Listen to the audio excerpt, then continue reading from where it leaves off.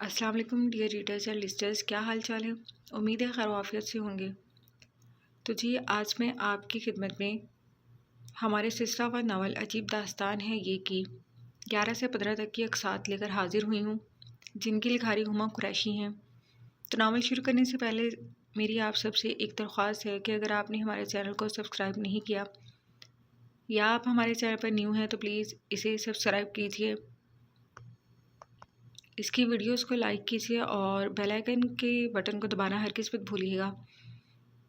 تو چلیے novel start کرتے ہیں۔ شعیب ملک، تمہاری ہمت کیسے ہوئی اس حویلی میں دوبارہ قدم رکھنے کی؟ شمشیر ملک غصے سے چنگھاڑتے ان کی جانب آئے۔ ہم یہاں صرف اپنے بچوں کی خاطر آئے ہیں۔ حویلی سے فون آیا تھا کہ وہ یہاں ہیں۔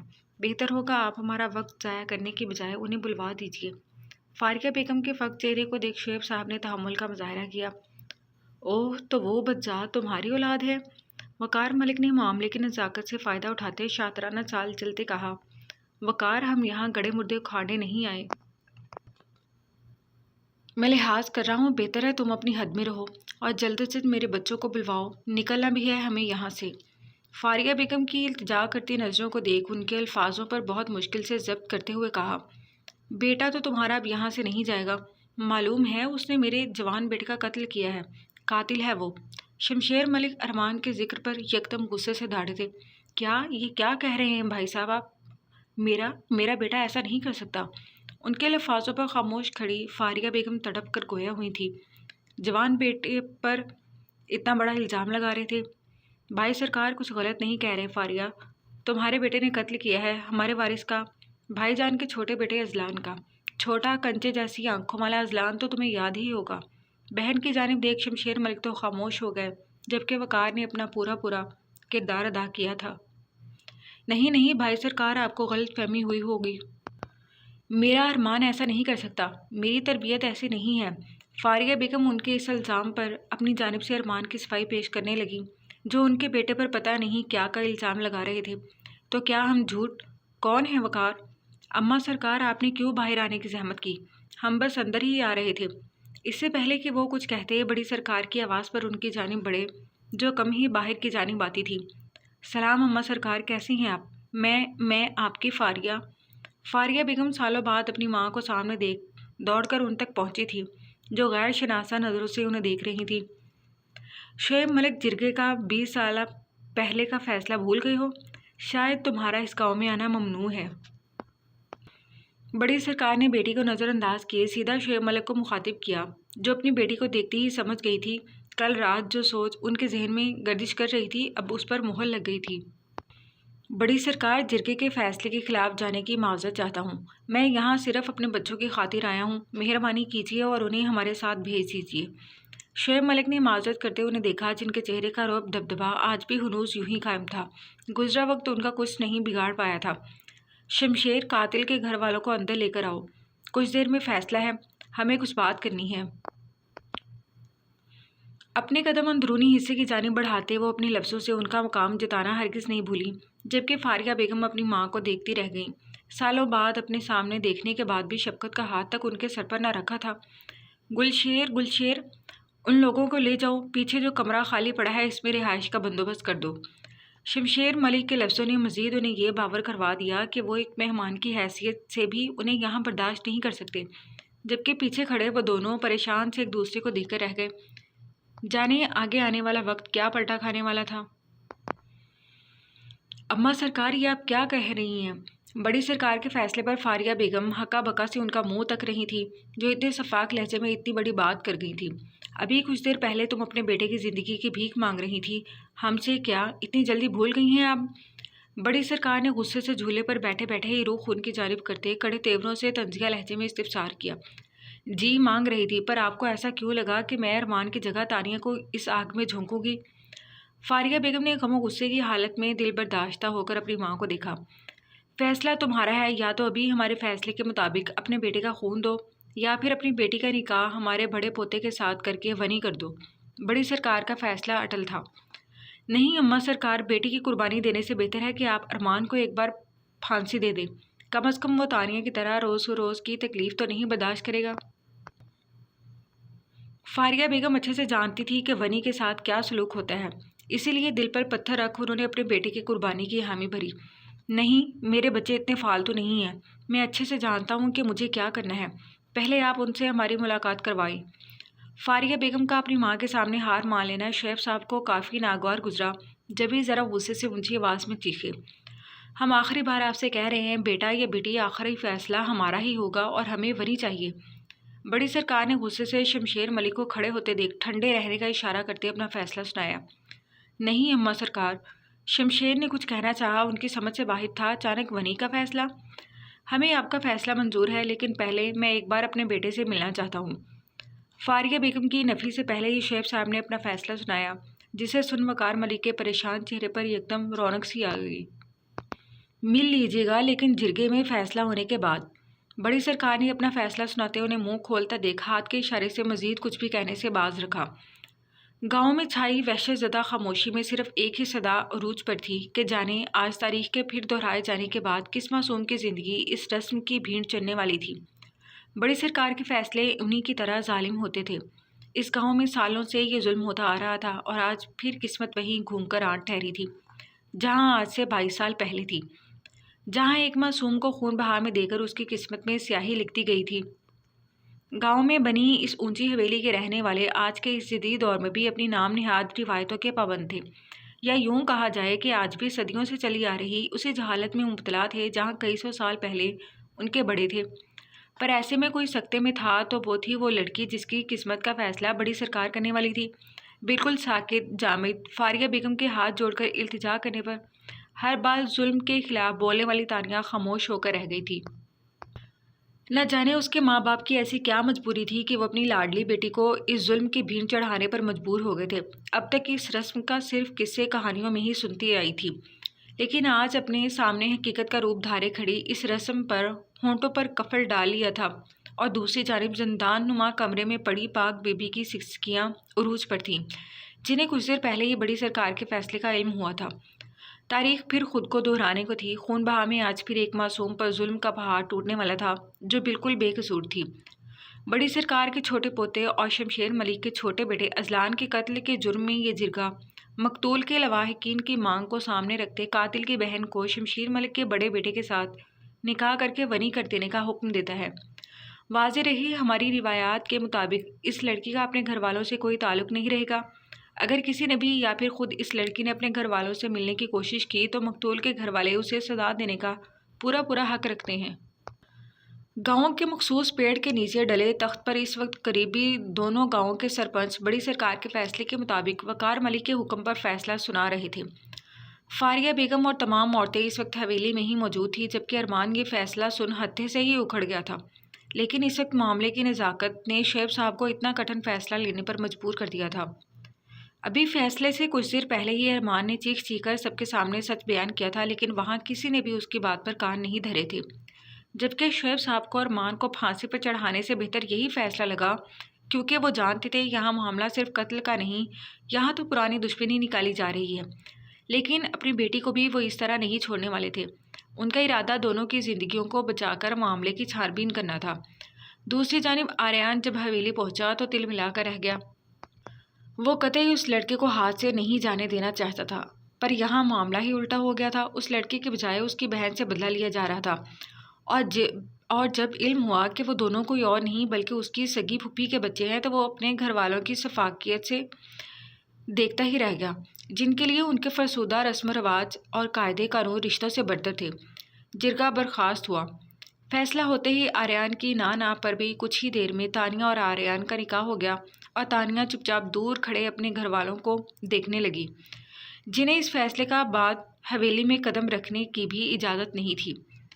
نکاح ہوتے ہی شیخ صاحب خود پر ضبط کرتے تانیہ کو ان ظالم لوگوں کے حوالے کر ارمان اور فاریہ بیگم کو لیے شہر کے لیے نکل گئے، جو مسلسل رو رہی تھی۔ مرنے والوں کو بھی آخری بار دیکھنے کی اجازت ہے، لیکن انہیں تو ایک بار بھی تانیہ کو گلے لگانے نہیں دیا گیا تھا۔ اپنی سوچوں میں گم ارمان بیک سیٹ پر بیٹھا کھڑکی سے باہر دیکھ رہا تھا، جبکہ دماغ مختلف سوچوں میں گم تھا۔ رہ کر اس وقت افسوس ہو رہا تھا جب وہ اذلان پر حملہ آور ہوا تھا۔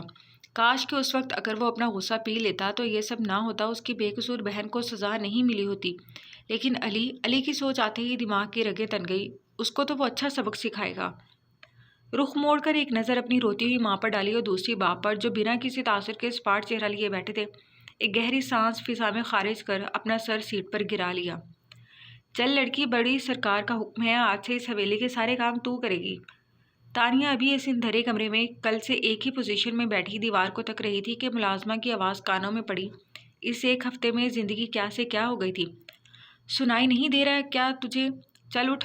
بڑی سرکار کی خاص ملازمہ زمانی جو گاؤں کسی کام سے گئی ہوئی تھی، آج ہی واپسی ہونے پر بڑی سرکار کے تانیہ کی ذمہ داری کے حکم پر فوراً عمل پیرا ہوئی۔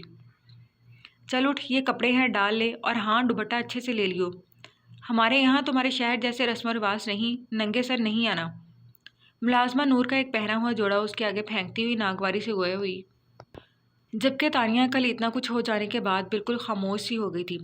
چل جلدی کر، پہلے باورچی خانے کا رخ کر، آج کا سارا ناشتہ تیرے ذمہ ہے، سمجھی؟ کچھ ہی دیر میں بڑے اور چھوٹے سرکار بڑی سرکار کے ہمراہ کھانے کی میز پر آ جائیں گے۔ ملازمہ نخوت سے بولتی، خاموش کھڑی تانیہ کا ہاتھ تھامتی، کھینچنے کے سے انداز میں لے جاتی باہر کو بڑھی۔ اس وقت صبح کے 5 بج رہے تھے۔ حویلی میں چہل پہل شروع ہو چکی تھی جو صبح صادق نکلنے کا پتہ دے رہی تھی۔ تانیہ خاموشی سے زمین پر نظریں گڑائے چلی جا رہی تھی۔ کل ہونے والے فیصلے کے بعد اسے کچھ ہوش نہیں رہا تھا۔ اگر کچھ یاد تھا تو بس اپنی ماں کے جڑے ہوئے ہاتھ جو اس سے ارمان کی زندگی کی بھیک مانگ رہے تھے۔ انہی سوچوں میں غرق پتھر کی مورت بنی کب کچن میں آئی ملازمہ کیا کہہ کر گئی، کچھ ہوش نہیں رہا تھا۔ گھڑی کی ٹک ٹک جاری تھی، وقت اپنی پوری رفتار کے ساتھ گزرتا جا رہا تھا، جبکہ پچھلے آدھے گھنٹے سے ایک ہی زاویے سے کھڑی تانیہ کے جسم میں کوئی جنبش نہیں ہوئی تھی۔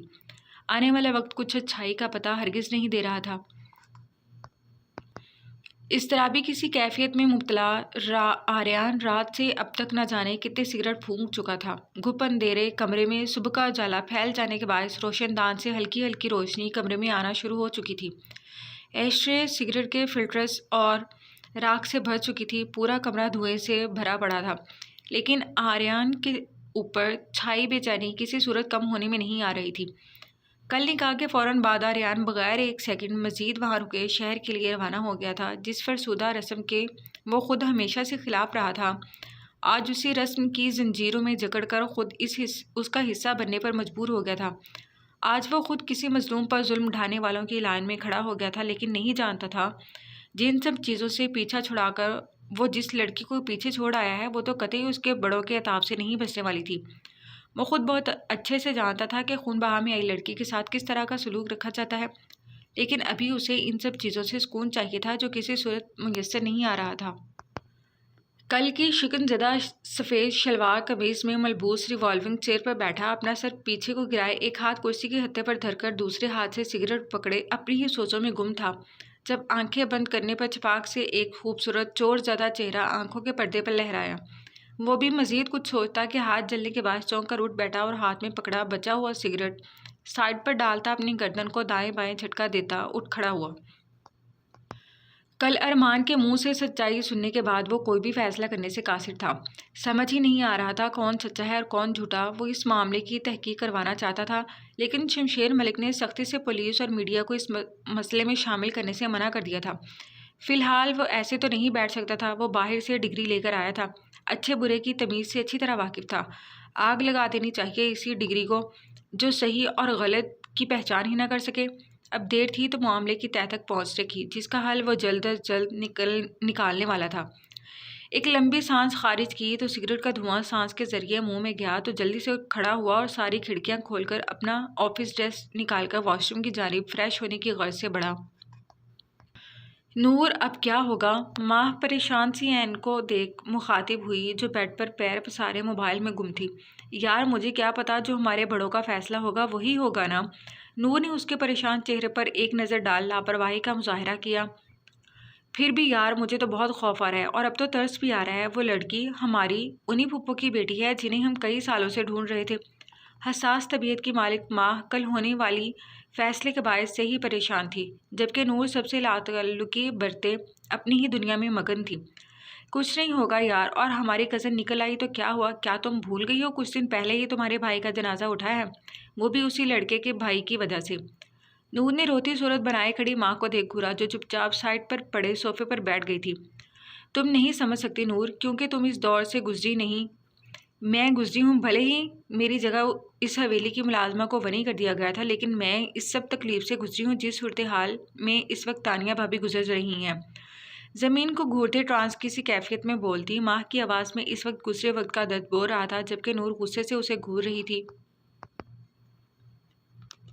دماغ ٹھیک ہے تمہارا؟ وہ لڑکی تمہاری بھابی کب سے ہو گئی؟ اس کی اوقات بھول گئی ہو کیا ماں بی بی؟ نور نے موبائل سائڈ پر رکھ کڑے تیوروں سے اسے گھورا، جو بس خاموش ہو کر رہ گئی۔ نور اسے خاموش ہوتا دیکھ واپس اپنے مشغلے میں مصروف ہو گئی۔ خدا کرے نور کہ تم کبھی اس دور سے نہ گزرو، اللہ سدا تمہیں یوں ہی خوش اور آباد رکھے۔ اس کے اس لاپرواہ انداز کو دیکھ ماں کے دل سے بے ساختہ اس کے لیے دعا نکلی تھی، جبکہ دور کہیں قسمت تو کب کی لکھی جا چکی تھی۔ اف میرے خدایا، یہ کیا کیا جاہل لڑکی، کن خیالوں میں گم ہے منحوس ماری، سارے کچن کا بیڑا غرق کر دیا۔ تانیہ جو سکتے کی سی حالت میں برنر کے پاس پشت لگائے کھڑی اپنی سوچوں میں گم تھی، جسے کچھ ہوش ہی نہ تھا۔ ملازمہ کچھ دیر پہلے ہی دودھ بوائل کرنے کے لیے چولہے پر رکھ گئی تھی، جو تانیہ کی لاپرواہی کی وجہ سے ابل ابل کر سارے سلپ پر بہتا سارے کچن کا ستیہ ناش کر چکا تھا۔ اوہ منحوس ماری، بہری ہے کیا؟ کچھ دیر میں سب میز پر ناشتے کے لیے آ جائیں گے اور تو نے ابھی تک کچھ تیاری نہیں کی؟ ملازمہ گھڑی پر نظر ڈالتی بکھلا کر بولی، جہاں صرف 15 منٹ بعد سب نے ناشتے پر آ جانا تھا اور تانیہ نے کام کرنے کی بجائے مزید پھیلا دیا تھا۔ چل رہی منحوس، خود تو آج تو بڑی سرکار کے ہاتھوں مار کھائے گی، ساتھ میری بھی شامت لائے گی۔ بت بنی کھڑی تانیہ کو بالوں سے پکڑ کر جھٹکا دے کر سائڈ پر کیا، جس پر تانیہ ایک دم ہوش میں آتی گڑبڑائی۔ یہ کیا طریقہ ہے بات کرنے کا؟ ہوش کی دنیا میں قدم رکھتی تانیہ غصے سے مخاطب ہوئی۔ دوسری جانب ملازمہ جو فرش صاف کرنے کے لیے موپ اٹھا رہی تھی، ایک دم اس کے لہجے پر ٹوک گئی۔ کیا مطلب ہے اور اتنا چلا کیوں رہی ہے؟ آواز نیچے رکھ، اس حویلی میں بڑی سرکار کے علاوہ کسی عورت میں اتنی ہمت نہیں کہ اتنی اونچی آواز سے بولے۔ زمانی سب چھوڑ تانیہ کی کمر پر ایک تھپڑ رسید کرتی دھیمی آواز میں غرا کر بولی۔ تانیہ کو تو جھٹکے پر جھٹکے لگ رہے تھے، پہلے بال اور اب تھپڑ۔ اسے تو کبھی کسی نے مارنے کے لیے ہاتھ تک نہیں اٹھایا تھا۔ تمہاری ہمت کیسے ہوئی مجھ پر ہاتھ اٹھانے کی؟ ملازمہ ہو، ملازمہ بن کر رہو، سمجھی؟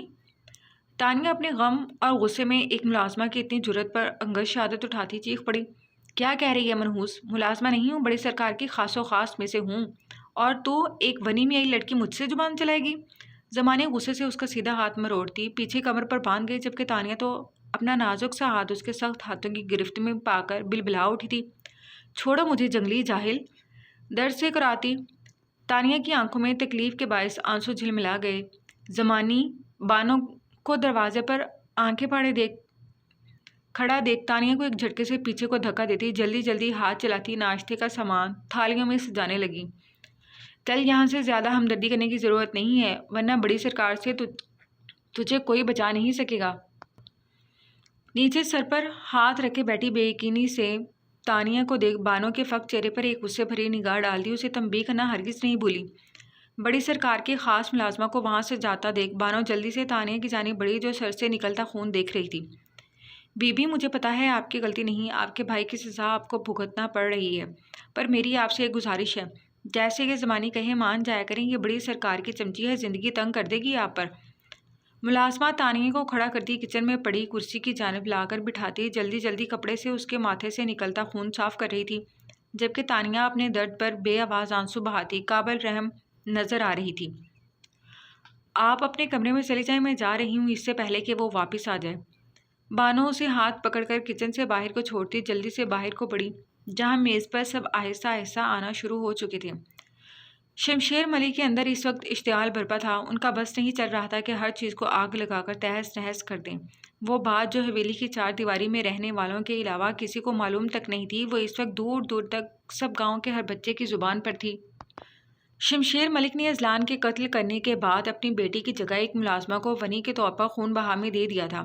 حویلی کی لڑکیوں کو کسی نے نہیں دیکھ رکھا تھا، جبھی وہ بہت آرام سے اپنا کام کر چکے تھے، پر نہ جانے کس آستین کے سانپ نے یہ بات آگے پھیلا دی تھی۔ بس اگر فکر تھی تو اپنے ووٹوں کی، کہ کہیں مخالف پارٹی نہ جیت جائے، جبکہ ان کے گاؤں کے لوگوں کی تو اتنی ہمت ہی نہیں تھی کہ وہ ان کے آگے زبان کھول سکتے۔ پہلے ہی ان کا بیٹا چلا گیا، اور بڑی سرکار کا فیصلہ ارمان کے خون کی جگہ پتہ نہیں انہوں نے اپنا فیصلہ بدل کر اس لڑکی کو کیوں بنی لے لیا تھا۔ کچھ سمجھ نہیں آ رہا تھا، بس نہیں چل رہا تھا پوری دنیا کو آگ لگا دیں۔ غم و غصے میں اپنا ایک ہاتھ ماتھے پر رکھے پریشانی کے عالم میں ڈیرے پر بیٹھے تھے۔ ارد گرد بیٹھے مخالف گاؤں کے سرپنچ ان سے جواب طلبی کر رہے تھے۔ جس لڑکی کو مہنور کی جگہ ونی کیا گیا تھا، وہ اور عارف کے بیوی بچے سب رات کے پہر گھر میں آگ لگنے کے باعث جان کی بازی ہار گئے تھے۔ اب نہ تو حق مانگنے والے رہے اور نہ ہی ان کا گنہگار۔ وہ اپنے کیفرے کردار تک پہنچ چکا تھا، لیکن اپنے پیچھے بہت سے لوگوں پر زندگی تنگ کر گیا تھا، جن میں صرف فہرست تانیہ تھی جو بیجا ان کا یہ ظلم برداشت کر رہی تھی۔ دیکھیں ملک صاحب، ہم سمجھتے ہیں آپ نے اپنا بیٹا کھویا ہے، آپ کا غم ابھی تازہ ہے، لیکن آپ نے عارف کے گھر والے اور ہمارے ساتھ دھوکہ کیا ہے۔ شمشیر ملک کو پریشان دیکھ دونوں سرپنچ نے ایک دوسرے کو اشارہ کیا تو ان میں سے ایک اپنے مدعے کی جانب آیا۔ پر اب ان سب باتوں کا مطلب عارف تو اب اس دنیا میں نہیں رہا۔ شمشیر ملک نے انہیں یوں جواب طلبی کرتے دیکھ ناگواری سے کہا، جی وہ تو آپ صحیح کہہ رہے ہیں، لیکن میں اپنے گاؤں والوں کے ساتھ انصاف کرتا ہوں، بھلے ہی اب وہ نہ رہے ہوں، لیکن انصاف تو کرنا پڑے گا۔ اب کہ وہ بھی سیدھا اپنی بات کی جانب آئے۔ کیسا انصاف؟ شمشیر ملک کی پیشانی پر بل پڑ گئے۔ اب نہ تو قاتل رہا اور نہ ہی مقتول، تو پاس گاؤں میں جہاں آپ نے ہماری زمین قبضے میں کر رکھی ہے، وہ ہمارے گاؤں کے شخص کے بدلے چھوڑنی پڑے گی۔ دونوں ہی کافی تیز تھے، وہ جانتے تھے انہوں نے یہی کہنا ہے، اسی لیے پہلے سے منصوبہ بندی کیے بیٹھے تھے۔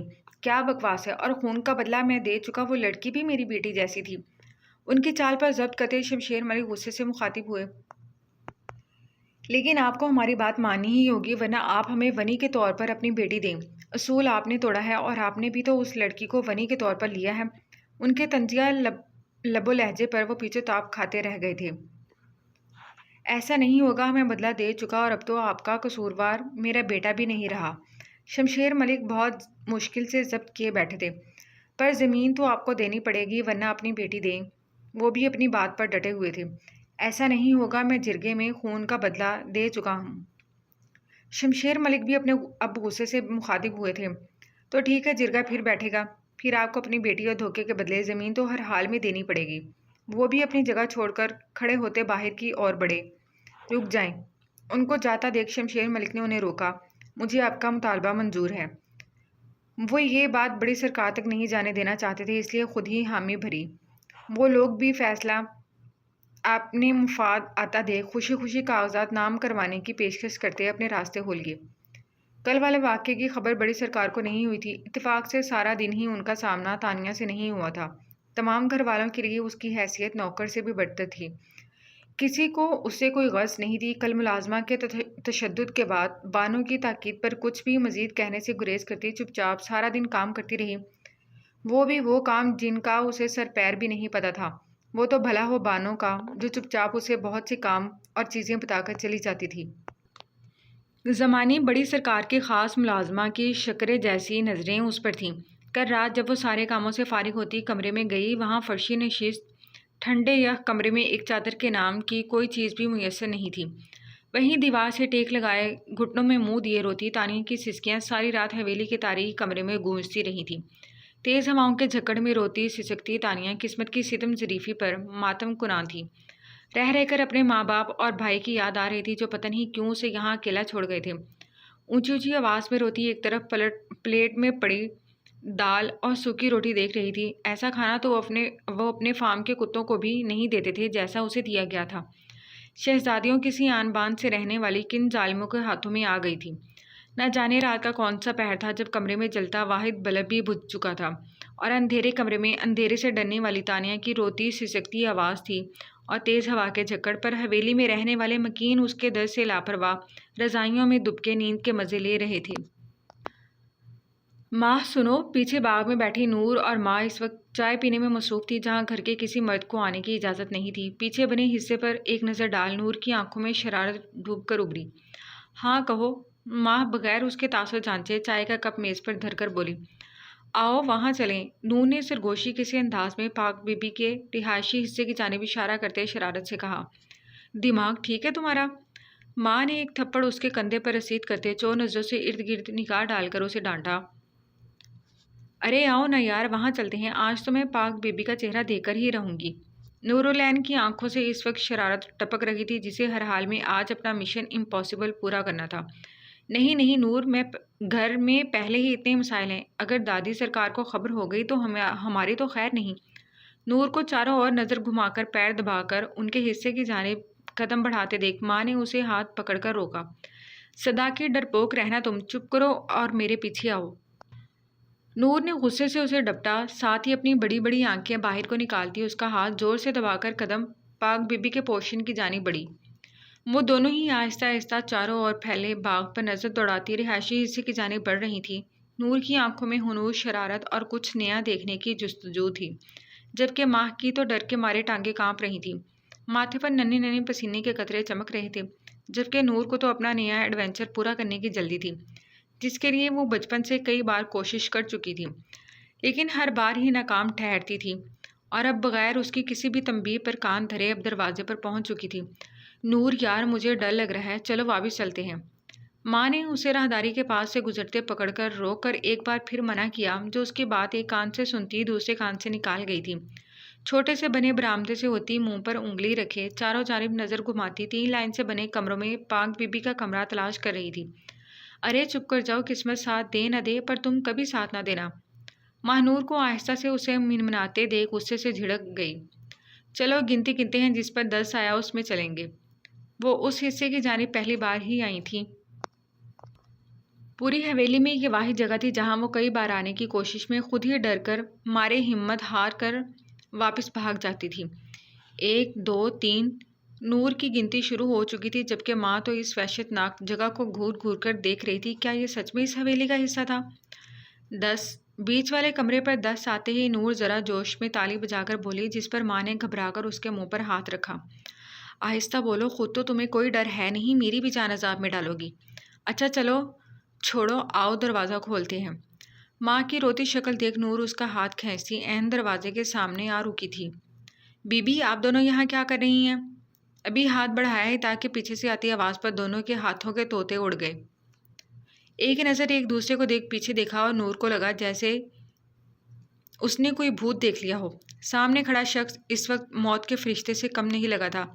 مے آئی کمنگ سر؟ آریان کے آفس میں داخل ہوتے مینیجر نے گلاس ڈور کو تھوڑا سا کھولتے اندر آنے کی اجازت چاہی۔ یس کمنگ۔ آریان جو اپنی ہی سوچوں میں گم تھا کہ ایک دم چونک پڑا اور ساتھ ہی اندر آنے کی اجازت دی۔ جی کہیے۔ مینیجر کو اندر آتا دیکھ اپنے مخصوص سٹائل میں کوٹ کو ذرا جھٹکا دے کر درست کرتے پوچھا، سر یہ صدیقی صاحب کے پروجیکٹ کی فائل ہے، تمام اہم پوائنٹ اور ایکسپنسز اس میں درج ہیں، آپ ایک بار چیک کر لیں۔ مینیجر نے پریشان سے بیٹھے آریان کو دیکھ کر کہا، رکھ دو، میں کر لوں گا چیک۔ آریان نے بیزاری سے اسے کہتے چیئر سے ٹیک لگائی۔ سر اس فائل پر آپ کے سائن چاہیے۔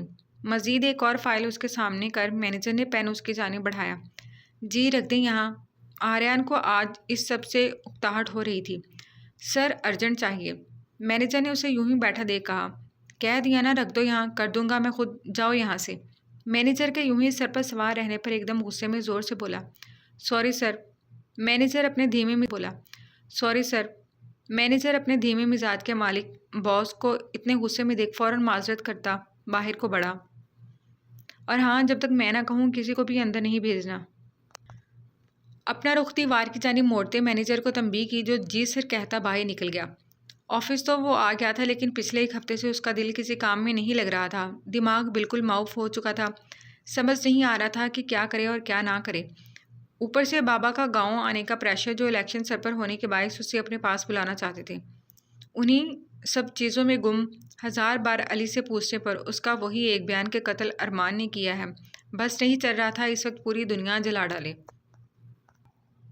بابا صحیح اب کیا چاہتے ہیں آپ؟ کر تو لیا تھا دادی سرکار کے کہنے پر آپ کی اس پوتی سے نکاح۔ زیغم اور وقار ملک اس وقت شہر میں اپنے فلیٹ میں موجود تھے۔ زیغم پچھلے 1 مہینے سے ماہ نور کے ساتھ نکاح کے بعد شہر میں موجود تھا۔ ماہ نور اور زیغم کی نسبت بچپن سے ہی طے تھی۔ اذلان کے قتل اور ملازمہ کو فنی کرنے کے بعد بڑی سرکار زبردستی ان دونوں کا نکاح پڑھوا چکی تھی، جو قطعی اس سب کے لیے تیار نہیں تھا۔ ہاں تو یہی تو کہہ رہا ہوں، نکاح کیا ہے تو اب ذرا اس کا فائدہ بھی تو اٹھاؤ۔ تمہیں پتہ ہے نا آریان کو سیاست سے کوئی غرض نہیں ہے، تم اب داماد ہو ان کے ساتھ کھڑے ہو، انہیں یقین دلاؤ کہ تم آریان جیسے نہیں ہو، پھر دیکھنا وہ دن دور نہیں جب گاؤں کی گدی میرے پاس ہوگی۔ وقار ملک بیزار بیٹھے زیغم کو سیاست سے اپنی چال چلنے کا کہتے، خود کو خیالوں میں گدی کا سربراہ تصور کرتے مونچھوں کو تاؤ دیا۔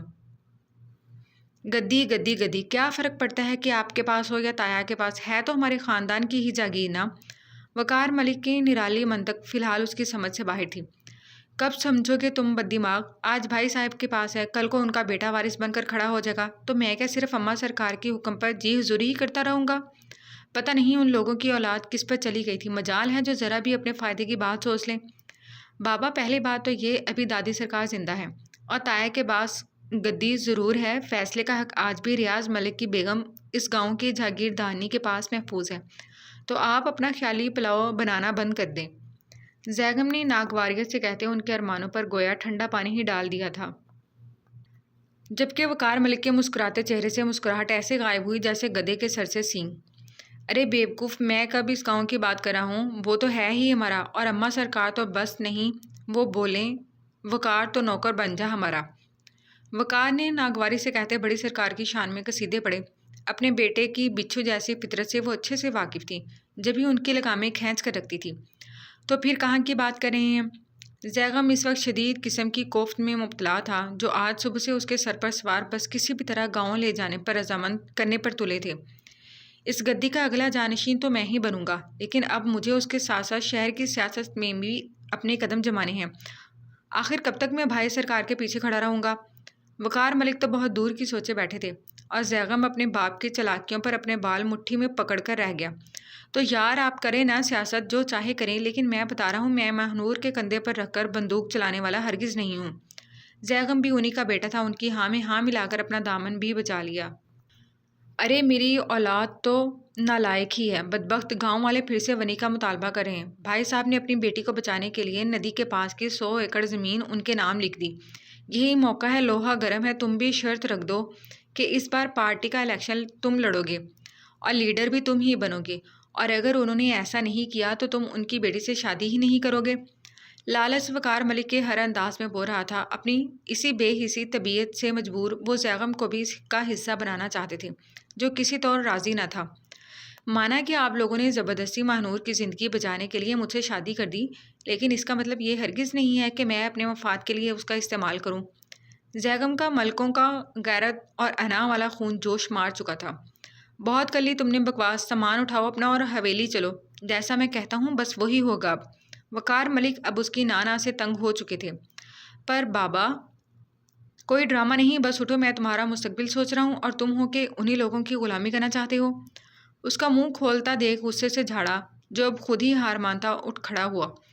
جانتا تھا اس کا باپ صرف منہ سے بولنا جانتا ہے، عمل کچھ نہیں ہے۔ ابھی بڑی سرکار نے حکم دیا نہیں اور ان کی بولتی بند ہو جانی ہے۔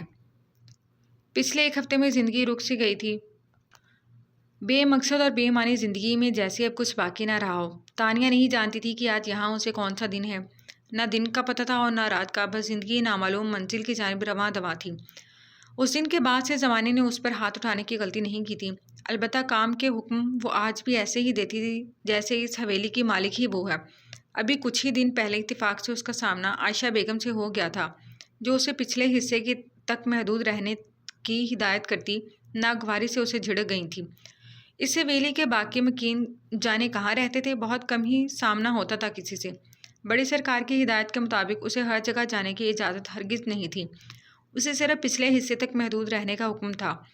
ہاں البتہ یہاں اس کی ہم عمر 2 لڑکیاں مزید رہتی ہیں، اس کا علم اسے کل ہی ہوا تھا، کل جب مہنور نورالعین کے ساتھ کوئی شرارت کر کے بے خیالی میں حویلی کی پچھلی سائڈ پر چلی گئی تھی، جہاں کپڑے دھونے کے لیے الگ سے جگہ بنا رکھی تھی۔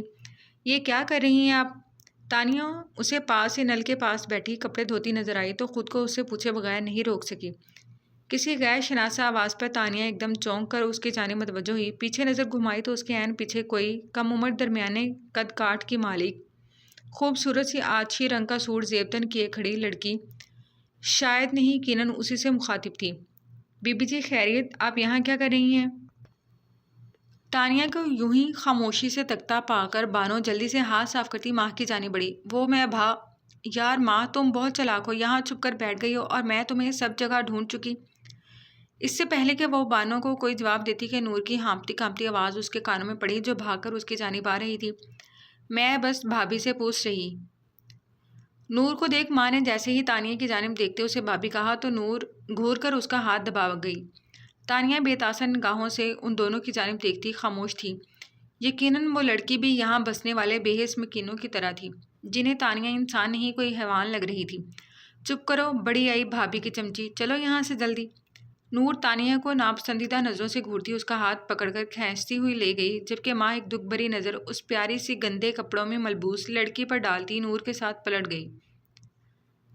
یہ ماہنور بی بی تھی، اور جو بعد میں انہیں لے کر گئیں وہ نورالعین بی بی تھی، جو اب کو بھابھی کہہ رہی تھی۔ وہ آریان بابا کی بہن، جبکہ دوسری ان کی چچا زاد ہے۔ تانیہ کو خاموش نظروں سے انہیں جاتا دیکھ بانو خود ہی بول پڑی۔ ان دونوں کا تعارف جان کر تانیہ کے تاثرات میں کوئی خاص تبدیلی نہیں آئی تھی۔ ہاں، البتہ آریان کے نام پر چونک گئی تھی، لیکن پھر اپنا دماغ جھٹک کر کام میں لگ گئی۔ اسے اس سب سے کوئی غرض نہیں تھی کہ اس کا نکاح کس سے ہوا ہے اور کس سے نہیں۔ بھلے ہی وہ اسے ہاتھ کی مار نہیں دے رہے تھے، لیکن ایک ناپسندیدہ اور اچھوت شے کی طرح اسے حویلی جیسے زندان کے ایک کونے میں پھینک اسے نظر اٹھا کر دیکھنا بھی گوارا نہیں کرتے تھے۔ یہ اذیت کسی سے کم تھی کیا؟ پچھلے ایک ہفتے سے کام کرتے اب اسے بہت کچھ کرنا آ گیا تھا۔ بانو کو خاموشی سے سن کام پر لگ گئی۔ ایک وہی تھی جو اسے رات کو کھانا دے دیا کرتی تھی، ورنہ گدھے کی طرح کام کرتی تانیہ کو تو بھوک پیاس کا کوئی احساس ہی نہیں ہوتا تھا۔ اگر آج زندگی سے کچھ شکوہ تھا تو وہ یہ کہ جس خواب کو پورا کرنے میں اس نے دن رات ایک کر دیے تھے، وہ یہاں ایک فضول سی غلطی کی سزا میں بے مول ہو رہے تھے۔ ڈاکٹر بن کر ابھی اس نے کیا کچھ کرنے کا سوچ رکھا تھا، پر قسمت میں جانے کیا لکھا تھا۔ اپنی آنکھوں میں آتے آنسوؤں کو بے دردی سے ہاتھ کے پش سے رگڑتی اپنے کام میں مصروف ہو گئی۔ وہ تو شکر تھا آج صبح سے زمانی نظر نہیں آئی تھی، ورنہ اسے دیکھ تو تانیہ کا دل کرتا اس کا گلا دبا ڈالے، پر پھر اپنی ماں کے جڑے ہاتھ سامنے آ جاتے جو ارمان کی زندگی مانگ رہے ہوتے تھے، اور بس یہیں آ کر تانیہ بے بس ہو جاتی۔ فاریہ بیگم جانتی تھی ان کی بیٹی ظلم برداشت کرنے والوں میں سے ہرگز نہیں ہے۔ جب بھی اپنی قسم دیتی اس کے پاؤں میں بیڑیاں ڈال گئیں اور زبان میں کفل ڈال گئیں۔ تانیہ کی ایک آواز ارمان کی زندگی کو خطرے میں ڈال سکتی تھی۔ یہیں آ کر تانیہ بے بس ہو جاتی۔ آپ دونوں یہاں کیا کر رہی ہیں بی بی جی؟ ان دونوں کے فقط چہروں پر ایک نظر ڈال زمانی قدم قدم چلتی ان کی جانب بڑھی۔ وہ زمانی، ہم جو ہے نا۔ گھبراہٹ میں نور کو سمجھ ہی نہیں آ رہا تھا کیا کہے۔ زمانی نے اپنی کالی بڑی بڑی کاجل سے لبریز آنکھیں پھاڑے انہیں آگے بولنے کا اشارہ کیا۔ میں اور ماں پکڑم پکڑائی کھیل رہے تھے تو بس یہاں آ گئے، ہے نا نور؟ نور نے بھونڈا سا بہانہ دھر کر نور سے زمانہ چاہی، جو اچھے بچوں کی طرح اس بات میں گردن ہلاتے تصدیق کر گئی۔ تو کھیل لیا آپ لوگوں نے یا ابھی مزید کھیلنا ہے؟ زمانی نے چالاکی سے ان کے گرد چکر کاٹ کر پوچھا۔ ہاں ہاں، ہم تو جا رہے تھے، چلو نور، شاید اماں سرکار بلا رہی ہیں۔ نور حواس باختہ سی کھڑی ماں کا ہاتھ پکڑ کر ماتھے پر سے پسینے کے ننھے ننھے قطرے صاف کرتی وہاں سے یہ جا اور وہ جا۔ زمانی ان دونوں کی پشت تکتی، چہرے پر لٹکتی ناگن کی طرح بل کھاتی اپنی لٹ کو انگلی میں لپیٹتی کمینی سی مسکراہٹ لیے انہیں وہاں سے سرپٹ بھاگتا ہوا دیکھ رہی تھی۔ تیار رہیں چھوٹی بی بی، بہت دن گزرے حویلی میں کوئی تماشا نہیں ہوا۔ خود سے بڑبڑاتی زمانی حویلی میں ایک نیا محاذ کھڑا کرنے کا سوچ رہی تھی، جہاں کچھ ہفتوں سے خاموشی کا راج تھا۔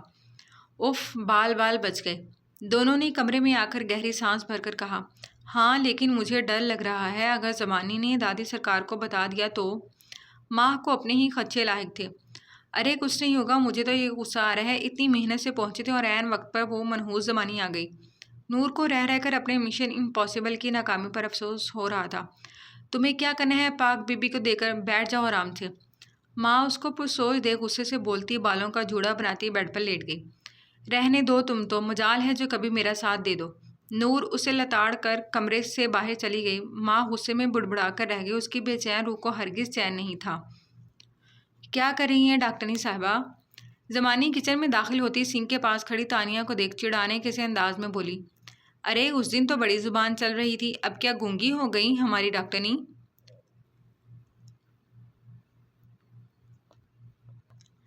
زمانی نے کوہنی سلپ پر دھر کر اپنا تیل زدہ سر اس کے قریب لا کر طنزیہ کہا۔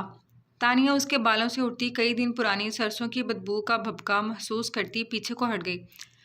زمانی، بی بی کی طبیعت ٹھیک نہیں، تنگ نہ کرو انہیں۔ ساتھ کھڑی بانو زمانی کو دیکھ اٹک اٹک کر اسے باز رہنے کو بولی۔ چپ کر بی بی کی چمچی، اپنا کام کر اور دفع ہو جائے یہاں سے، یا کروں تیری شکایت بڑی سرکار کو؟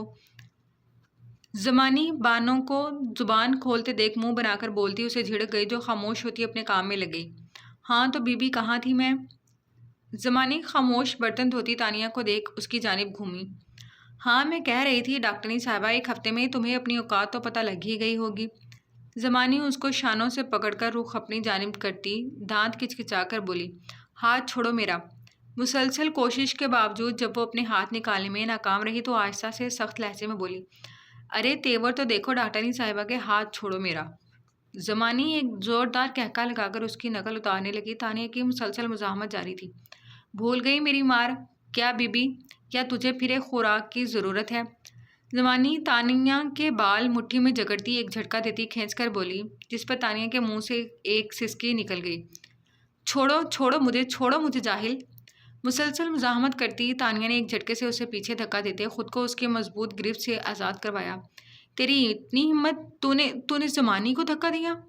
زمانی غصے سے چنگھاڑتی ایک دم اس کی جانب لپکی، کیا ہو رہا ہے یہاں؟ تانیہ کے بکھرے بال زمانی کی گرفت میں دیکھ عائشہ بیگم غصے سے مخاطب ہوئیں، جو تانیہ کے واسطے ہی اس جانب آئی تھیں۔ ارے بڑی بیگم صاحبہ، غضب ہو گیا، یہ 2 ٹکے کی ونی میں آئی لڑکی کہہ رہی ہے میں اس گھر کا کوئی کام نہیں کروں گی، اور تو اور جب میں نے کہا کہ یہ بڑی سرکار کا حکم ہے تو پتہ ہے کیا کہتی ہے؟ کہتی ہے جاؤ میں نہیں ڈرتی تمہاری بڑی سرکار سے، کر لو جو کرنا ہے۔ توبہ توبہ، بڑی سرکار کی شان میں گستاخی کرتی ہے یہ بدبخت۔ زمانی عائشہ بیگم کو دیکھ اپنا دامن بچاتی جلدی سے شاطرانہ انداز اپناتی اپنی طرف سے ایک ہی چال لگا گئی، تو تمہیں کس نے کہا اس پر ہاتھ اٹھانے کو؟ حد میں رہو اپنی، جاؤ جا کر اپنا کام کرو۔ عائشہ بیگم تانیہ کا آنسوں سے تر چہرہ دیکھ بگڑے تیوروں سے غصے سے بولی، وہ بیگم صاحبہ۔ زمانی اپنی چال الٹی ہوتی دیکھ ایک بار پھر بولی،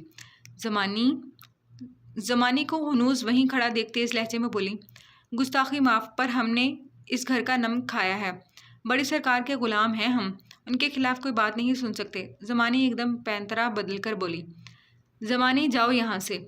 اب کہ عائشہ بیگم نے زمانی کا ہاتھ پکڑ کر اسے کچن سے باہر دھکیلا جو بڑی سرکار کی منہ چڑھی تھی۔ اور تم کیا سمجھ رہی ہو؟ اگر ہم تمہیں یہاں لا کر بھول چکے ہیں تو اس کا یہ مطلب ہرگز نہیں ہے کہ ہم اپنے بیٹے کے ساتھ ہوا ظلم بھول گئے، بلکہ اسی کے لیے کچھ نہیں کہہ رہے کہ ہم تمہاری شکل بھی نہیں دیکھنا چاہتے۔ اپنی اوقات میں رہو سمجھی، اور خبردار جو بڑی سرکار کے خلاف ایک لفظ بھی منہ سے نکالا تو تمہاری حیثیت اس گھر کے نوکر سے بھی بدتر ہے، ونی ہو تم میرے بیٹے کی، سمجھی؟ عائشہ بیگم زمانی کو وہاں سے چلتا کر خود تانیہ پر غصے سے چیخ پڑی۔ اپنے بیٹے کے قتل کا غصہ اور زمانی کی باتیں جوالا بن کر پھٹے تھے۔ تانیہ ان کے منہ بوسنے پر خود کو زبردستی آزاد کرتی سسکی بھر کر رہ گئی۔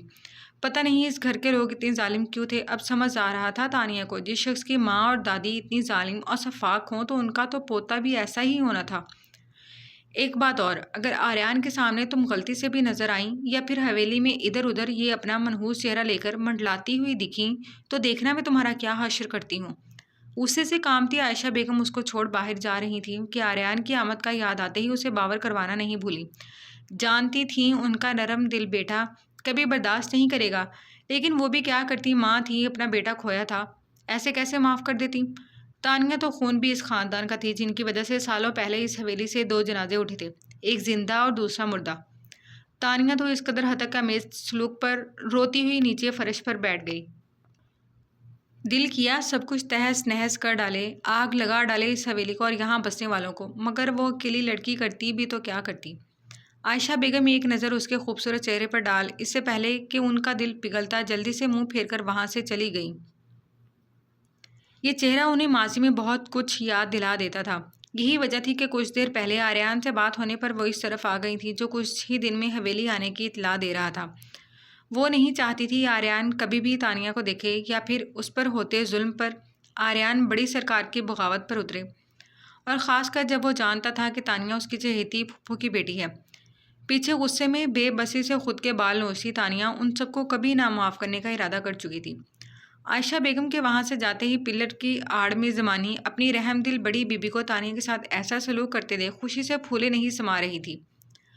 ارے ہماری ڈاکٹرنی تو پاگل ہو گئی، لو بھلا دوسروں کا علاج کرتے کرتے خود کو ہی مارنا قابل علاج کر رہی ہیں۔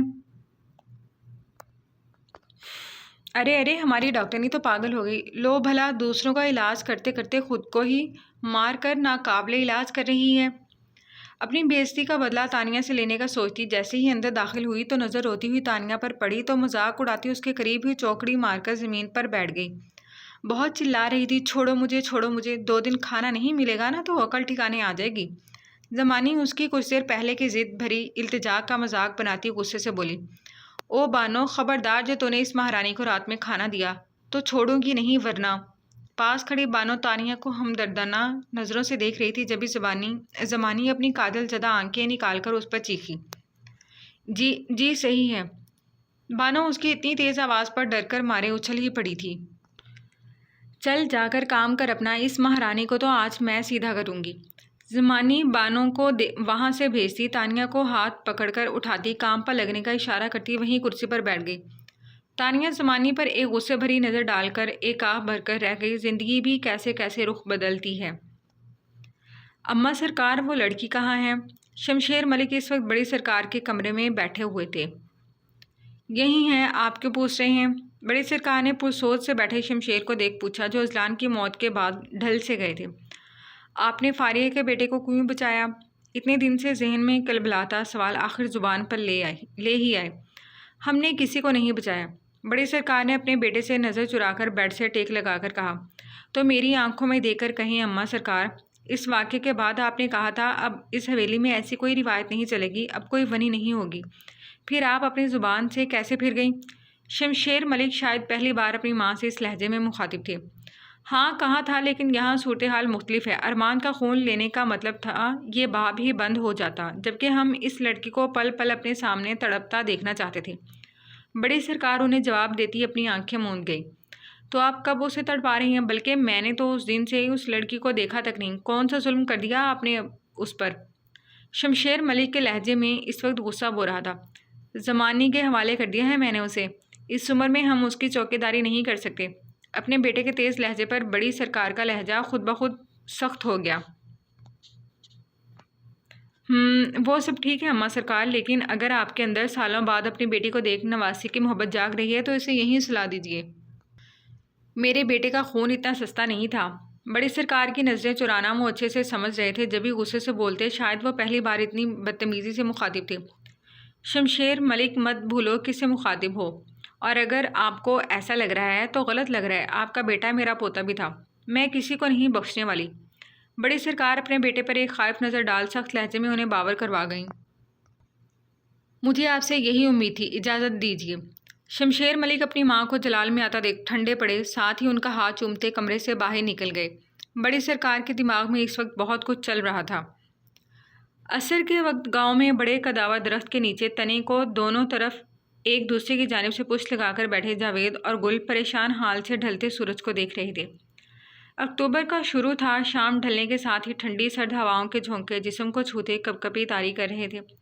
جاوید، تم کب اپنے گھر والوں کو لاؤ گے؟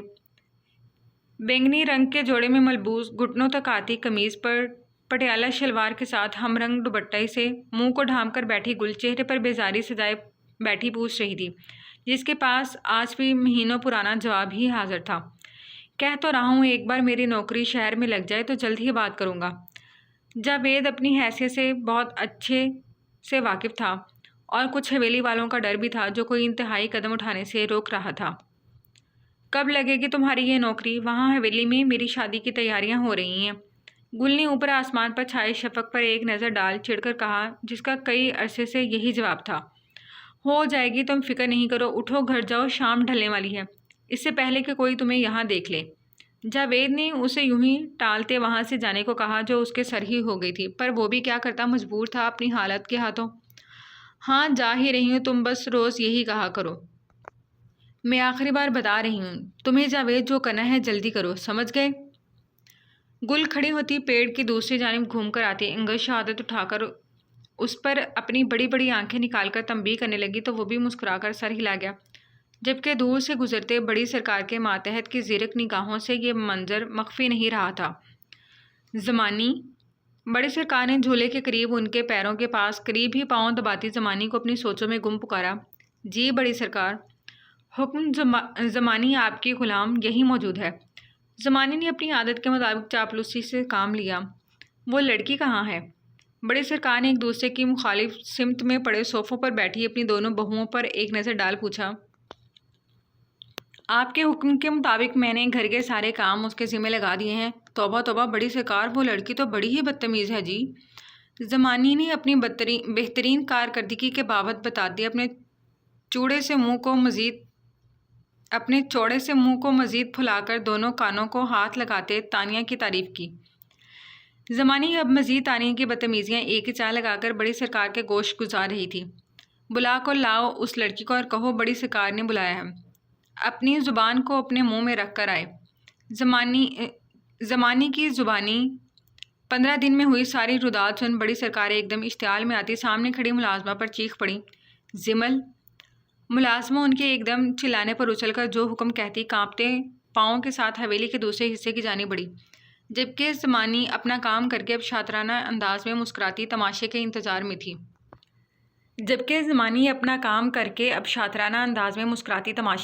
میں تھی۔ بڑی سرکار کا اس وقت غصے سے برا حال تھا۔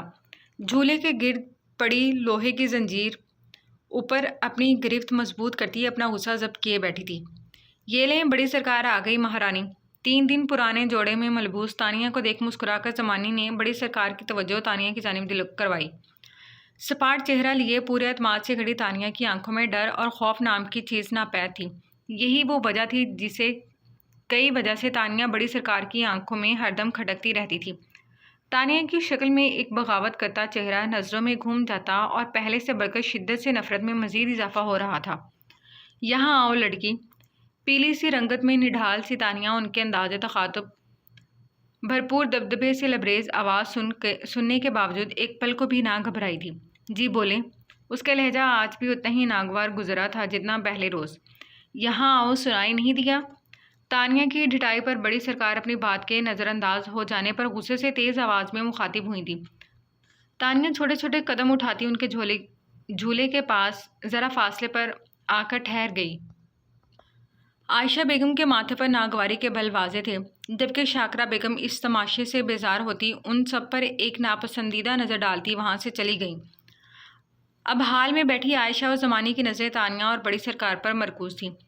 کیا سمجھتی ہو تم، ہم نے تمہارا نکاح اپنے پوتے سے اس لیے کیا ہے کہ تم اس حویلی میں راج کرو یا پھر یوں دندناتی پھرو؟ بڑی سرکار تانیہ پر ایک نظر ڈال غصے سے مخاطب ہوئی جو بالکل خاموش کھڑی تھی۔ تانیہ کے چہرے پر ایک تلخ مسکراہٹ رقصاں ہوئی۔ بھلا یہاں کون سا راز کر رہی تھی وہ؟ اب بولو، بول کیوں نہیں رہی کچھ؟ کل زمانی کے سامنے بڑی زبان چل رہی تھی، کیا کہا تھا تم نے زمانی سے؟ تم کسی بڑی سرکار سے نہیں ڈرتی؟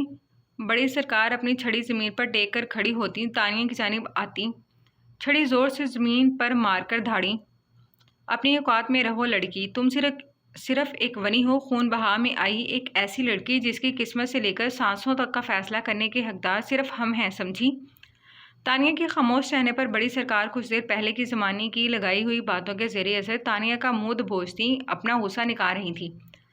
عائشہ بیگم بڑی سرکار کو یوں ایک دم جلال میں آتا دیکھ بوکھلا گئیں۔ اس سے پہلے کہ وہ مزید تانیہ کے ساتھ کچھ کرتیں یا پھر اس سب میں تماشائی بنی بیٹھ کر دیکھتی ایک مظلوم پر ظلم ڈھالنے والوں میں سے ایک ہوتی، بڑی سرکار کا ظلم دیکھنے کی تاب ان میں نہیں تھی، اس لیے جلدی سے اٹھتی کچن کی جانب چل دی۔ آ گئی سمجھ؟ بڑی سرکار اپنی عادت کے برخلاف تانیہ کو زور سے پیچھے کو دھکیلتی اپنی نشست سنبھال گئی، جبکہ مسکراتی نظروں سے یہ منظر دیکھتی زمانی کا منہ اتر گیا تھا۔ وہ تو سمجھی تھی کہ اب بڑی سرکار تانیہ کو بہت سخت سزا سنانے والی ہیں، لیکن یہاں تو چال ہی الٹی ہو گئی تھی۔ دفع ہو جاؤ یہاں سے، اور جب تک سامنے نہیں آنا جب تک میں نہ کہوں۔ زمانی لے جائے اس بدبخت کو۔ بڑی سرکار غصے میں ہانپتی ایک دم چیخی تھی۔ پیروں کے پاس بیٹھی زمانی یکدم بکھلا کر کھڑی ہوتی بت بنی کھڑی تانیہ کو ہاتھ پکڑ کر کھینچتی دوسرے حصے کی جانب لے گئی۔ لمبے لمبے سانس لیتی بڑی سرکار اپنا غصہ کم کر رہی تھی جو کسی صورت کم ہونے میں نہیں آ رہا تھا۔ دیکھو آریان، ہم اپنی جانب سے پوری کوشش کر رہے ہیں کوئی سراغ ڈھونڈنے کی، لیکن اس وقت موجود سارے ہی ثبوت اس لڑکے کے خلاف جا رہے ہیں۔ اپنے گھر کے ڈائننگ روم میں بیٹھے آریان اور اس کا پولیس والا دوست دونوں ارمان کا کیس ڈسکس کرنے میں محو گفتگو تھے۔ اس لڑکے کا کہنا ہے کہ اذلان اور اس کے بیچ لڑائی ضرور ہوئی تھی، لیکن گولی علی نے چلائی تھی۔ آریان نے ایک بار پھر پریشانی سے کہا، پچھلے 1 ہفتے سے وہ اسی سلسلے میں لگے ہونے کی وجہ سے گھر نہیں جا سکا تھا۔ عائشہ بیگم جب سے اب تک ہزاروں فون کر کے اسے گھر آنے کا بول چکی تھی، لیکن اس کا ارادہ ثبوت لیے بغیر ہرگز جانے کا نہیں تھا۔ اب اس بات کی گواہی تو وہاں موجود لوگ ہی دے سکتے ہیں، یا پھر خود علی۔ یوسف نے اپنے پریشان حال بیٹھے دوست پر ایک نظر ڈال کہا جو کسی گہری سوچ میں گم تھا۔ اس وقت وہاں کوئی موجود نہیں تھا ماں سوائے ان 4 افراد کے۔ آریان نے کچھ سوچتے یوسف کو بتایا، علی کی گواہی ارمان کے خلاف ہے۔ یوسف آریان کے علم میں لائے بغیر ہی اب تک کافی حد تک کیس کی انویسٹیگیشن کر چکا تھا، لیکن نتیجہ اب تک 0 تھا۔ آریان برا نہیں ماننا۔ اذلان کی بری عادات سے میں اور تم کیا پورا زمانہ ہی واقف تھا۔ اگر وہ لڑکا کہہ رہا ہے کہ اس نے اپنی بہن کی خاطر ہاتھ اٹھایا تھا تو مجھے اس بات میں کوئی شک نہیں کہ وہ غلط ہوگا۔ یوسف نے ایک نظر آریان کو دیکھ اس کا سامنا حقیقت سے کروایا جو وہ چاہ کر بھی نہیں کر پا رہا تھا۔ اب معاملے کو تم مجھ پر چھوڑ دو، میں اس بار علی سے خود بات کروں گا۔ علی کا اچانک ملک سے باہر چلے جانا بھی اب آریان کو کھٹک رہا تھا، جیسے یوسف کئی بار پن پوائنٹ کر چکا تھا۔ ہاں، علی کے علاوہ ایک گواہ اور موجود ہے ہمارے پاس۔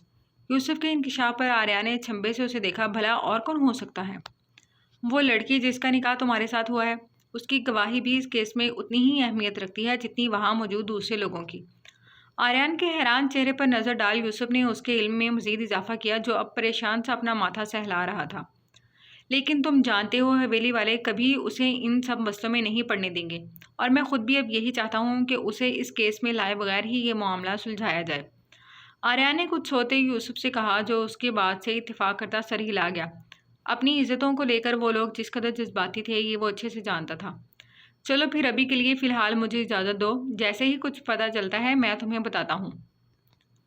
گھڑی پر ایک نظر ڈال یوسف نے اجازت چاہی جہاں رات کے 11 بج رہے تھے۔ وہ یہ کیس آفیشلی دیکھنے کے بجائے آریان کی ریکویسٹ پر یوں ہی چھان بین کر رہا تھا۔ خیال رکھنا اپنا، اور جیسے ہی کچھ پتہ لگے مجھے انفارم کرنا۔ اس سے مصافحہ کرتا آریان اسے ایک بار پھر تنبیہ کرتا ہوا بولا تو یوسف مسکرا کر رہ گیا۔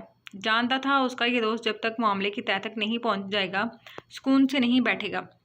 تو بیغم ہو جا میرے بھائی، اب اس کیس کی ذمہ داری میری ہے اور مجرم کوئی بھی ہو اسے سزا ضرور ملے گی۔ اب تو ذرا اپنے گھر پر ہی دھیان دے۔ یوسف خوش دلی سے اسے بے فکر ہونے کا کہتا آخر میں تانیہ کی جانب اس کی توجہ کروانے لگا جو اب خود بھی متفکر سا اس بارے میں سوچ رہا تھا۔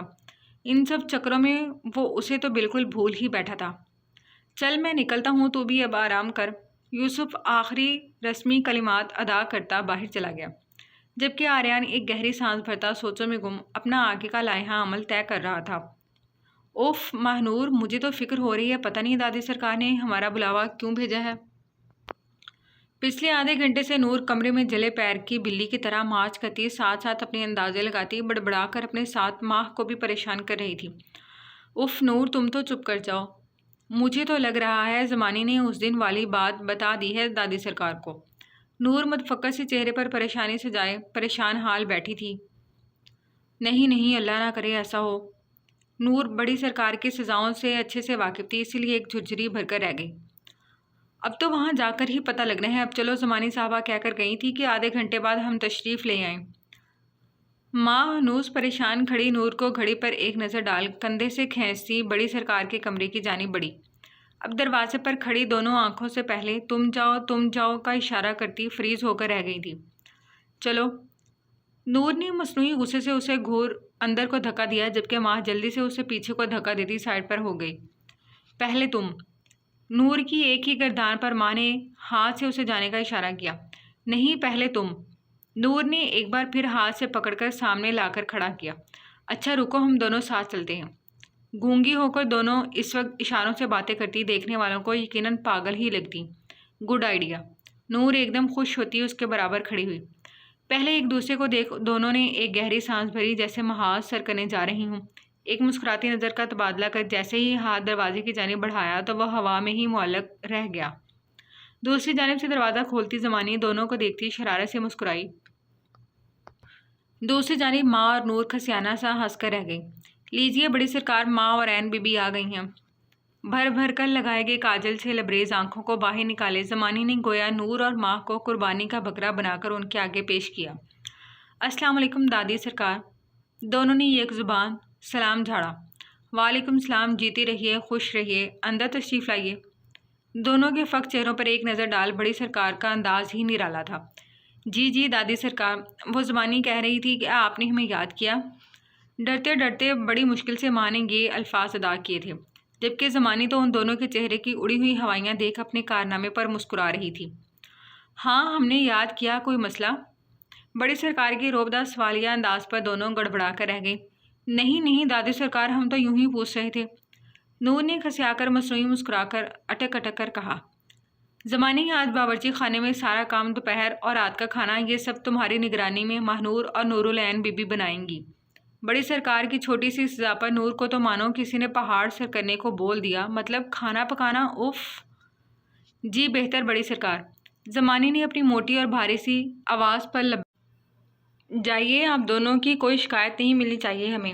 ان دونوں کو دیکھ بڑی سرکار نے آخر میں تنبیہ کرنا ضروری سمجھا، جبکہ ماہنور تو اتنی چھوٹی سی سزا پر خوشی سے جھوم رہی تھی، جبکہ بڑی سرکار کی سزا سن زمانی کے تو ارمانوں پر ٹھنڈا پانی گر گیا ہو۔ جی بہتر دادی سرکار، بڑی کوئی مریل آواز نور کے حلق سے برآمد ہوئی تھی۔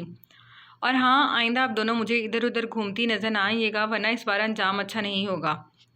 بڑی سرکار اپنی بڑی پوتی کی شرارتی طبیعت سے اچھے سے واقف تھیں، جبکہ ماہ کا تو وہ والا حساب تھا کہ گھیوں کے ساتھ تو گھن بھی پستا ہے۔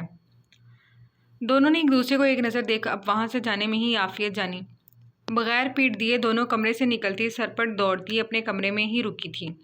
زمانی جو اسی سزا پر گزارا کرتی اب مسکراتی نظروں سے دروازہ دیکھ رہی تھی، فوراً بڑی سرکار کی جانب متوجہ ہوئی۔ حکم بڑی سرکار، زمانی فوراً ان کے پیروں میں بیٹھ کر بولی۔ دھیان رکھنا دونوں کا مزید کسی کوتاہی کی گنجائش باقی نہیں ہے۔ بڑی سرکار کی اتنی ہی تنبیہ ان دونوں کے لیے بہت تھی، وہ دونوں اچھے سے سمجھ گئی تھیں کہ وہ کس بارے میں بات کر رہی ہیں۔ جی بڑی سرکار، میں جاؤں؟ ان کا حکم بجا لاتے زمانی نے جانے کی اجازت چاہی۔ اب ان دونوں کی بھی تو روتی شکلیں دیکھنی تھیں۔ ہاتھ کے اشارے سے پرے کرتے انہوں نے جانے کو کہا تو زمانی خوش ہوتی ان دونوں کے کمرے کی جانب بڑھی۔ منحوس زمانی، کیڑے پڑے تجھے، اللہ کرے تہہ خانے کا سانپ کاٹ لے تجھے۔ تو رات کو سوئے اور چڑیل تیرے برابر میں آ کر لیٹ جائے، بھوت بنگلہ نہیں بھوت جھونپڑا بن جائے تیرا گھر۔ تیل میں چکنے گندے بالوں والی زمانی۔ نور دوپہر کے لیے کھانا بناتی ساتھ ساتھ پاس پڑی بیٹھی زمانی کو بھی کوس رہی تھی، جو بڑی سرکار سے ان کی شکایت لگا کر اب کان بند کیے بیٹھی تھی، جیسے کچھ سنائی ہی نہ دے رہا ہو۔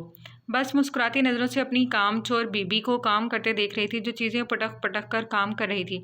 ماں تو بس ان دونوں کو دیکھ رہی تھی، جبکہ زمانی اپنی جوابی کارروائی میں بس مسکرا دیتی اور یہی بات نور کو تپانے میں مزید آگ کا کام کرتی۔ اب نور زمانی کو اول فل بکتی خود ہی اپنے جملے سے ہی غلط کر رہی تھی۔ نور جلدی کرو، دوپہر کا کھانا لگانے میں بس کچھ ہی دیر باقی ہے۔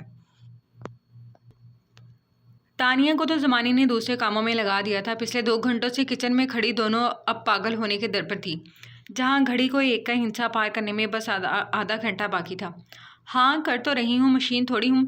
اوپر سے یہ منحوس زمانی ہر کام میں میری سوتیلی ماں کی طرح نقص نکالے جا رہی ہے۔ اللہ کرے زمانی تم اس کرسی سے ہی گر کر مر جاؤ، تمہاری ساری ہڈیاں ٹوٹ جائیں، تم لولی لنگڑی ہو جاؤ، گندی دیہاتن۔ نور مزے سے کرسی پر سیب کھاتی زمانی کو دیکھ غصے سے اور جھنجھلاہٹ میں کوسنے دینے میں مصروف تھی، جو اس کا غصہ دیکھ بس مسکرا کر اسے دیکھ رہی تھی۔ جانتی تھی نور بی بی کی تو جان جاتی ہے کچن اور گھر کے کام پر۔ ماں بیچاری تو ان دونوں کی تکرار میں پھنسی بڑبڑاتی زمانی کو بددعائیں دیتی نور کو دیکھتی تو کبھی ٹیبل پر فروٹ باسکٹ سے سیب نکال نکال کر کھاتی زمانی کو، جو بڑی سرکار کی شے پر اپنے ابا کی حویلی سمجھ کر گھومتی تھی۔ سارا دن کی تھکی ہاری تانیہ اس وقت اندھیرے کمرے میں واحد بلب کی جلتی روشنی کی جل بوجھ میں آسمان سے برستی موسلا دھار بارش کے پانی کو دیکھ رہی تھی۔ آج صبح سے ہی بارش وقفے سے جاری تھی، اس وقت رات کے دوسرے پہر بارش زور پکڑ چکی تھی۔ آسمان پر کڑکڑاتی بجلی اور ساتھ ہی چلتی ٹھنڈی یخ ہوا جو حواس تک جھنجھوڑ رہی تھی۔ ایسے میں خالی کمرے میں ٹھنڈی دیوار سے ٹیک لگا کر بیٹھی تانیہ کبھی آسمان کو دیکھتی تو کبھی اپنے کھردرے ہاتھوں کو، جو کام کر کر کے خراب ہو گئے تھے۔ کریم نہ لگانے کے باعث اب ہاتھوں پر سے کھال بھی اکھڑنا شروع ہو چکی تھی۔ لمبے تراش خراش کیے گئے ناخن جگہ جگہ سے ٹوٹ کر عجیب ہی شکل اختیار کر گئے تھے۔ پچھلے 1 ماہ میں یہاں گزارے وقت کو سوچ آنکھوں سے آنسو کی لڑی جاری تھی، جس کا جب دل چاہتا بے عزت کر دیتا، اسے باتیں سنا دیتا اور تانیہ اپنی بے بسی پر صرف خاموش ہو کر رہ جاتی۔ 1 ماہ ہونے کو آیا تھا، لیکن گھر سے کسی نے پلٹ کر اس کی خبر تک نہیں لی تھی۔ شاید وہ بھی اب اسے اس زندان میں پھینک بھول گئے تھے۔ بدگمانی اس وقت تانیہ کے دل میں پنجے گاڑے بیٹھی تھی۔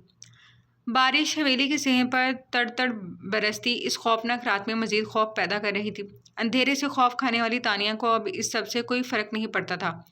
جسم پر کسی اور کے استعمال شدہ کپڑے، گورے نرم و ملائم پیر سوج کر جگہ جگہ سے پھٹ چکے تھے۔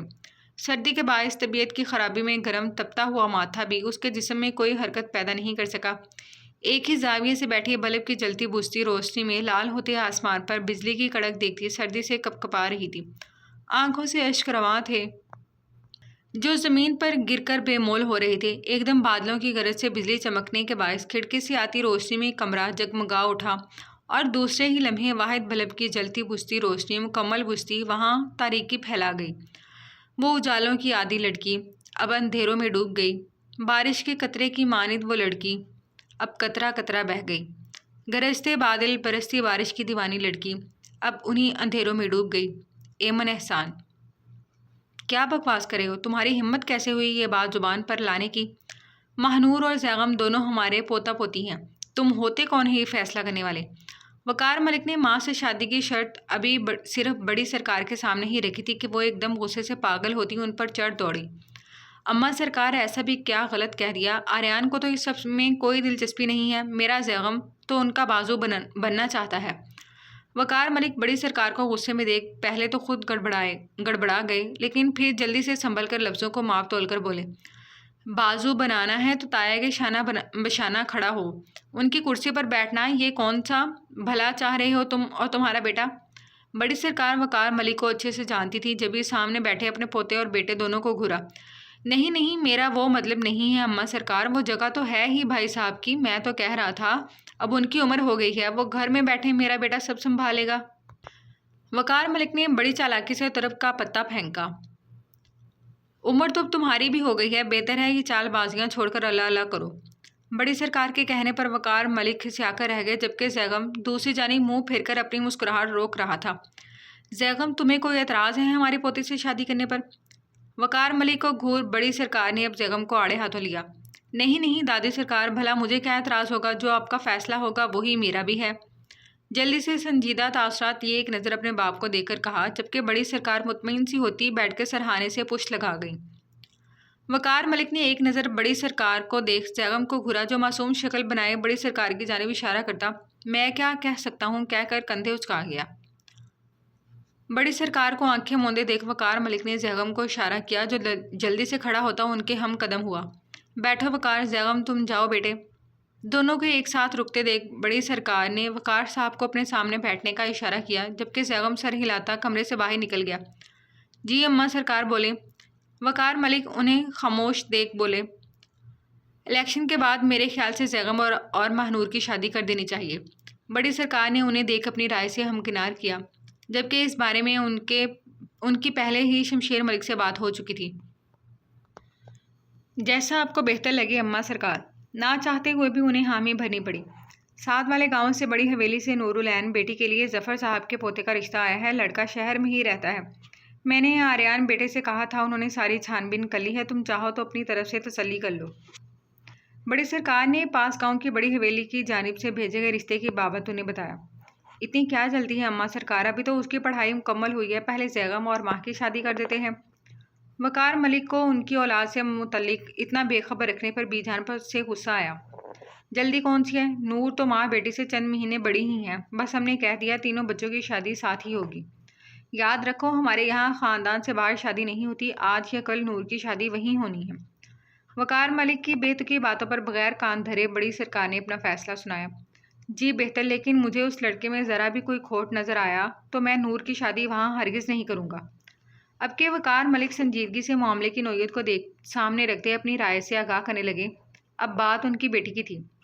امید ہے تم جلد ہی نور کی شادی کی تیاریوں میں مصروف نظر آؤ۔ اپنا آخری فیصلہ سناتے گویا انہوں نے بات ہی ختم کر دی۔ وقار ملک نے اب صرف سر ہلانے پر اتفاق کیا۔ جا سکتے ہیں اب آپ بھی۔ بڑی سرکار نے اپنے پیر بیڈ پر پسارتے انہیں جانے کی اجازت دی۔ وقار ملک کا خرافاتی دماغ اس وقت کہیں اور ہی پہنچا ہوا تھا۔ بڑی سرکار کی آواز پر ایک گہری سانس بھر کر دونوں گھٹنوں پر ہاتھ دھرے کھڑے ہوتے باہر کو بڑے ہی تھے کہ بڑی سرکار نے ایک بار پھر مخاطب کیا، یاد رکھنا تمہاری شرط کا پتہ اگر شمشیر کو لگا تو اچھا نہیں ہوگا۔ بڑی سرکار انہیں جاتے جاتے بھی تنبیہ کرنا نہیں بھولی، جو بظاہر تو ان کے حکم پر سر خم کرتے باہر کو بڑھ گئے، جبکہ دماغ نے بہت کچھ کرنے کی ٹھان رکھی تھی۔ آریان، تم حویلی نہیں گئے ہو کیا اب تک؟ یوسف اور آریان اس وقت ایک کافی شاپ میں بیٹھے باتوں میں مصروف تھے، جب یوسف نے سامنے بیٹھے آریان سے پوچھا، گیا تھا یار، پر تم جانتے ہو وہاں کا ماحول اچھے خاصے بندے کو وحشت طاری ہو جائے۔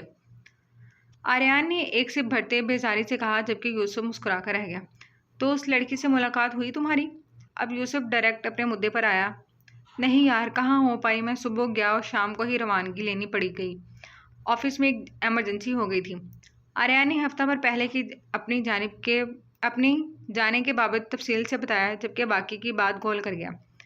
بڑی سرکار، وہ لڑکی کہاں ہے؟ حویلی پہنچتے ہی آریان کا بڑی سرکار سے پہلا سوال یہی تھا، جبکہ وہ یوں اسے اچانک سامنے دیکھ اور تانیہ کی بابت پوچھتا دیکھ چونک گئی۔ آپ کیوں پوچھ رہے ہیں؟ بڑی سرکار کو اس کے تیور کچھ خاص اچھے معلوم نہیں دے رہے تھے۔ مجھے کچھ ضروری بات کرنی ہے ان سے۔ آریان نے اس کیس سے سب کو لاعلم رکھا تھا۔ کون سی ضروری بات؟ اب کے بڑی سرکار نے اسے گھورا۔ آپ پلیز اسے بلا کر بیٹھک میں بھیجیں، آریان نے کہتے ساتھ ہی قدم آگے بڑھائے۔ رک جاؤ آریان، آپ کو ایسا کیوں لگا ہم آپ کو اس لڑکی سے ملنے دیں گے؟ بڑی سرکار نے کڑے تیور لیے طنزیہ گھورا۔ کیا مطلب ہے دادی سرکار، کیوں نہیں ملنے دیں گی آپ؟ ان کا موقف فی الحال آریان کی سمجھ سے باہر تھا۔ کیوں سے کیا مراد ہے؟ وہ لڑکی ونی کے طور پر یہاں موجود ہے، پردہ ہے اس کا، آپ تمام مردوں سے سمجھے۔ بڑی سرکار کی اس بے تکی بات پر آریان انہیں دیکھتا رہ گیا۔ ونی ہے بھی تو اس گھر میں، کس سے پردہ ہے اس کا؟ آریان جب اس حویلی میں آتا تھا ہر بار یہاں کا کوئی نیا اصول اس کا منتظر ہوتا تھا۔ کہہ دیا تو کہہ دیا، سب سے پردہ ہے اس کا، ونی سنسار کر دیا تھا۔ اسے سمجھ آئی، مزید کوئی بحث نہیں ہوگی۔ بڑی سرکار کی تیز آواز نے اب آریان کو خاموش ہو جانے پر مجبور کر دیا تھا، جبکہ پیچھے سے گزرتی تانیہ کو جب کسی کے منہ سے اپنا ذکر سنائی دیا تو قدم خود بخود اس طرف چلے آئے، پر بڑی سرکار کی بنا سر پیر کی لاجک سن اور مقابل کو خاموش ہوتا دیکھ چپ چاپ وہاں سے نکل گئی۔ اس کی باتوں سے اتنا تو اسے پتہ چل ہی گیا تھا کہ وہی ہے جس کے ساتھ اس کا نکاح ہوا تھا۔ آپ بات کو سمجھ نہیں؟ آریان نے ایک بار پھر کچھ بولنے کی کوشش کی۔ چپ، بالکل چپ۔ سمجھ نہیں آ رہی تمہیں اماں سرکار کیا کہہ رہی ہیں؟ چلو یہاں سے۔ عائشہ بیگم آریان کے ہٹ دھرمی اور بڑی سرکار کا غصہ دیکھ جلدی سے خود آگے بڑھتی اسے اپنے ساتھ لے گئیں۔ اماں سرکار، کیا ہو گیا ہے آپ لوگوں کو؟ یہ کیا جہالت مچا رکھی ہے؟ آریان ان کے ساتھ کمرے میں داخل ہوتا چڑھ کر بولا۔ یہ تو تم بتاؤ گے، کیا مسئلہ ہے تمہارے ساتھ؟ ایسی کون سی بات کرنی ہے جس کے لیے اتنا ہنگامہ مچا رکھا ہے؟ عائشہ بیگم نے اسے گور کر پوچھا۔ کرنی ہے بات آپ کو نہیں بتا سکتا، بس آپ میری ملاقات کروا دیں۔ آریان کی سوئی اب بھی وہیں اٹکی ہوئی تھی۔ کیا چاہتے ہو تم یہاں کیوں نیا فساد چھڑوانا چاہ رہے ہو؟ جانتے نہیں ہو وہ لڑکی اس گھر کی ونی کے ساتھ ساتھ تمہاری پھپھی کی بیٹی بھی ہے، اس پھپھی کی بیٹی جس کی وجہ سے تمہاری چھوٹی پھپھی برباد ہو کر رہ گئی۔ اس کی ایک ہی رٹ سن عائشہ بیگم کا غصے سے برے حال تھا، اس لیے اسے اس معاملے سے دور ہی رہنے کا اشارہ کیا۔ تانیہ کا آریان کے سامنے آنا کسی بھی تباہی سے کم نہ تھا، جبکہ آریان انہیں بھی غصے میں آتا دیکھ فی الحال خاموش ہوتا، صبح کے بجائے شام کو ہی وہاں سے واپس آ گیا۔ جانتا تھا اگر بڑی سرکار نے بول دیا نہیں تو مطلب نہیں، اب پہلے وہ اس کیس کے لیے جب تک کوئی ٹھوس ثبوت نہیں جمع کر لیتا واپس نہیں جائے گا۔ بھائی کہاں کھو گئی یار؟ آریان کو سوچوں میں گم دیکھ یوسف نے پکارا۔ کہیں نہیں، تم بتاؤ کوئی ثبوت ہاتھ لگا کہ نہیں؟ اپنی سوچوں کو جھٹک کر آریان یوسف کی جانب متوجہ ہوا۔ فی الحال تو نہیں یار، تم ایک کام کرو، کچھ بھی کر کے علی کو یہاں بلانے کی کوشش کرو، جب تک وہ ہمارے ہاتھ نہیں آتا ہم کسی بھی نتیجے پر نہیں پہنچ سکتے۔ یوسف نے آریان کو سوچوں میں غرق دیکھ علی کو بلانے کے ساتھ ساتھ آگے کا لائحہ عمل بھی اس کے ساتھ طے کیا، جس پر اب جلد ہی ایکشن لینا تھا۔ جاری ہے۔ جی تو ڈیئر ریڈرز اینڈ لسنرز، کیسی لگی آپ کو آج کی کس؟ امید ہے آپ نے خوب انجوائے کیا ہوگا۔ تو ملتے ہیں اگلی کس کے ساتھ، تب تک اپنی دعا میں یاد رکھیے گا اور کمنٹ باکس میں اپنی قیمتی آراء سے ہمیں ضرور آگاہ کیجیے۔